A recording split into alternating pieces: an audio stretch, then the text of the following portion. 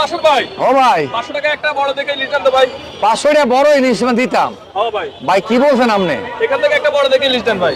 আমি কি বাসায় যাবো না এবং কার মধ্যে থেকে যাবো? কি দিছে ভাই? আমার একটা মাছের দাম হয়েছে 1800 টাকা, আর আপনি 500 টাকা ইলিশ মাছ দিলে তো আমি বাসায় গিয়া 500 টাকার দাম নাই।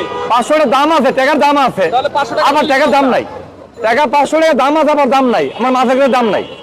এই ইলিশ মাছ খোল খায় না, খুশি খায় না, কিছু খায় না, চাষবাস করে না, তাও এত দাম কেন ভাই? আরে ভাই এটার ভিতরে কোটি কোটি টাকা খরচ করে, বেটা লাখ লাখ টাকা খরচ করে 10জন 12জন লোক যায়, এরপরে মাছ ধরে, এই মাছ ধরে বেটা খাইতে পায় না, বাপ তো খাইতে পায় না। আচ্ছা, এটা অনেক খরচ আছে। এখান থেকে আরেকটা দেন, এখান থেকে একটা দেন। আর ভাই এটা তো আরো এটা তো দাম আইবো 2500 টাকা। এটা কত ভাই? এটা দাম আইবো 2500 টাকা, আপনি তখন 500 টাকা দেবেন মাছ। আমি ভাবছি এটা আরো ছোট নাকি। 500 টাকা মাছ আমার ঠকাই দেবেন, আমি 500 টাকা মাছ আমি দিতে পারবো, আমার থেকে আছে। দেন তো, দেন। ওই একটা মাছ দেন, এই একটা মাছ দেন, এই দিলাম। এটা কি দিলেন আমারে? এই তো 500 টাকা। আপনার এটা তো ফুটি মাছ। এর নাম কি?